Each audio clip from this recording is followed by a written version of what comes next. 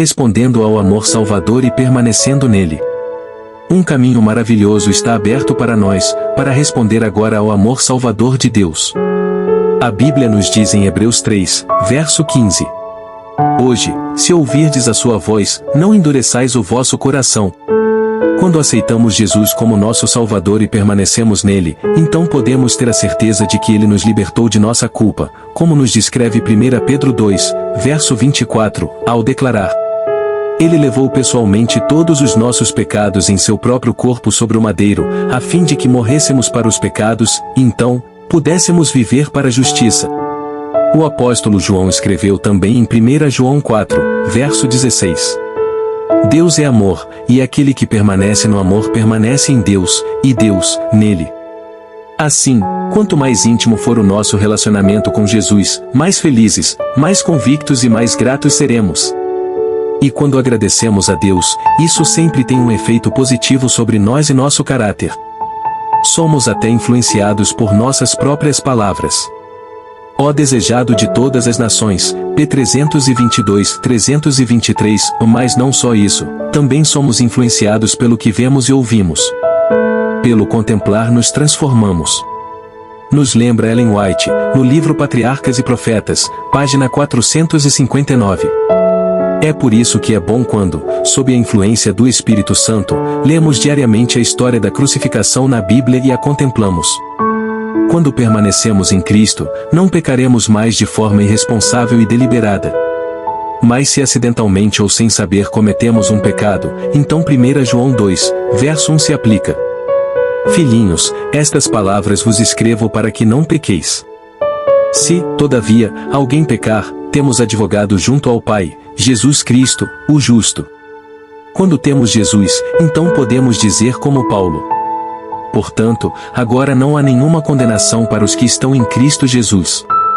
Porque a lei do Espírito da vida, em Cristo Jesus, te livrou da lei do pecado e da morte. Romanos 8, versos 1 e 2.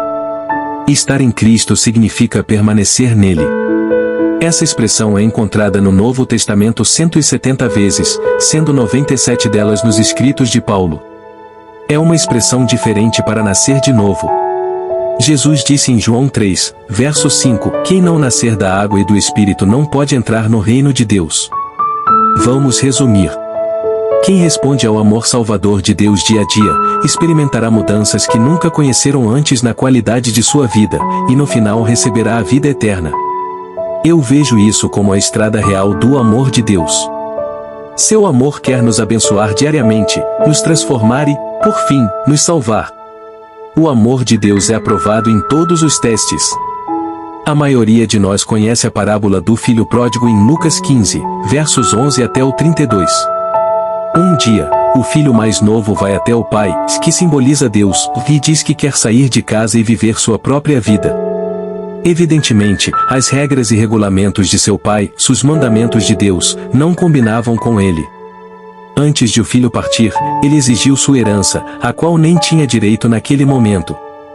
Mesmo assim, o pai deu a ele sua parte.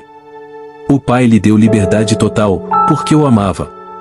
É assim que Deus age conosco. O filho foi para um lugar distante.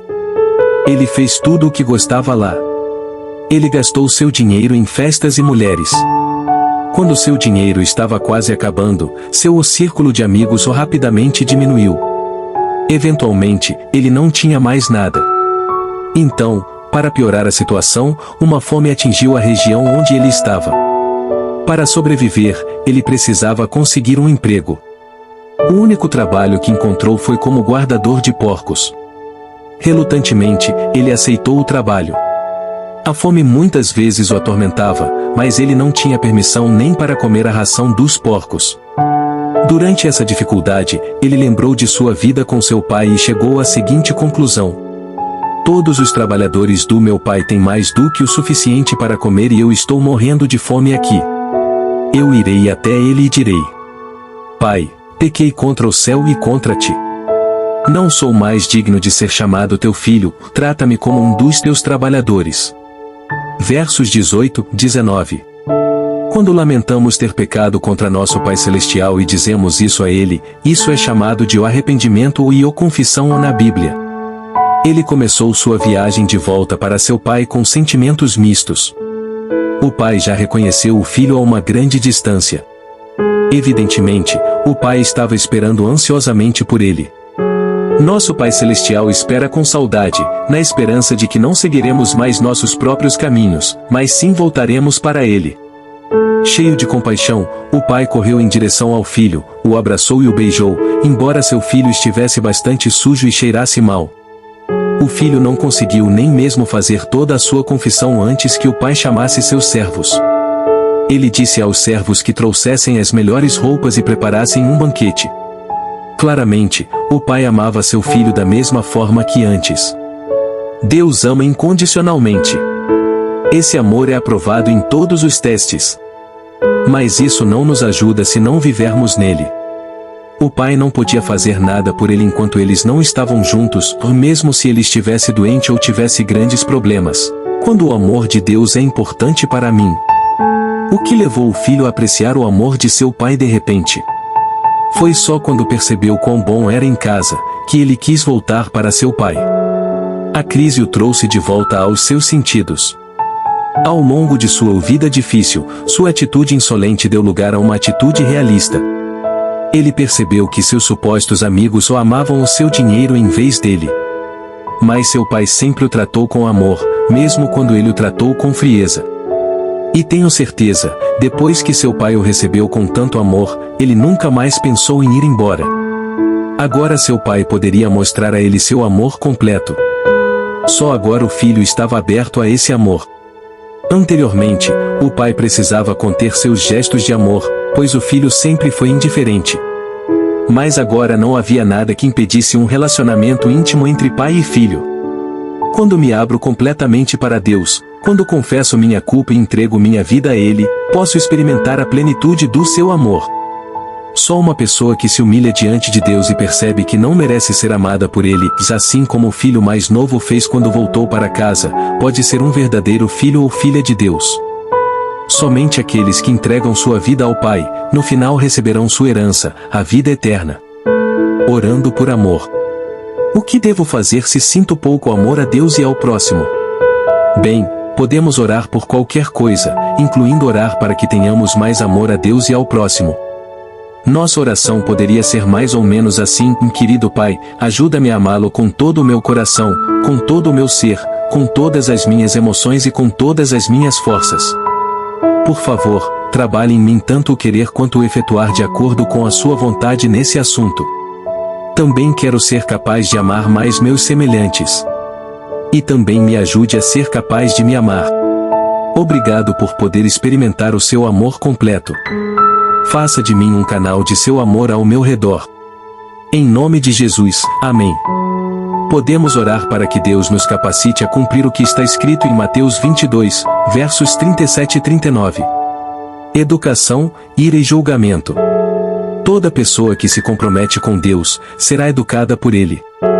Nossa educação e ensino é um assunto importante para Deus. É um atributo de seu amor que Ele nos matricule em sua escola. Ele quer fazer de nós pessoas amáveis, capazes e independentes, e embora as medidas educacionais que Ele usa dependa, em grande parte, de quão bem aprendemos.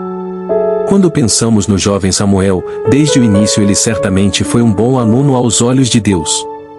Por confiar em Deus, ele estava ansioso para aprender e era obediente ao seu professor, o sumo sacerdote Eli, antes que quaisquer medidas educacionais desagradáveis fossem necessárias. Isso teve um efeito muito positivo sobre ele e o ambiente ao seu redor. A Bíblia diz: Samuel, entretanto, ainda menino, ministrava diante do Senhor, vestindo uma túnica de linho. Entre mentes, o jovem Samuel ia crescendo, cada dia mais, em estatura e em graça e estima por parte do Senhor e de todas as pessoas à sua volta. 1 Samuel 2, versos 18 e 26. Seus filhos, apesar destes conselhos e advertências, não quiseram dar atenção a seu pai. 1 Samuel 2, verso 25. E assim eles tiveram um final triste. Eles receberam a ira de Deus devido à sua ofensa ao ministério sacerdotal. Outro atributo do amor de Deus é a sua ira. A princípio, isso pode parecer estranho, mas precisamos lembrar que a ira de Deus não é equivalente à ira humana. Nosso ego geralmente desempenha um papel crucial em nossa ira. Por outro lado, a ira de Deus é geralmente direcionada para o pecado ou comportamento pecaminoso, Romanos 1, verso 18, porque o que o pecado causa é horrível. Outro atributo do amor de Deus é que ele julga todas as pessoas com justiça. Só ele é capaz de fazer isso, pois sabe tudo sobre todos. Davi já sabia disso, quando afirmou: Deus é o justo juiz. Salmo 7, verso 11, e ainda: retidão e justiça são o alicerce do seu trono. Salmo 97, verso 2. Cada um de nós tem a possibilidade de fazer tudo o que quiser. Mas a Bíblia nos avisa: ama reverentemente a Deus e obedece aos seus mandamentos, porquanto foi para isso que fomos criados. Porque Deus conduzirá a juízo tudo quanto foi realizado e até mesmo o que ainda está escondido, quer seja bom, quer seja mal. Eclesiastes 12, versos 13 e 14. Como a maioria das pessoas hoje em dia não dá atenção a esse aviso, há muito sofrimento neste mundo.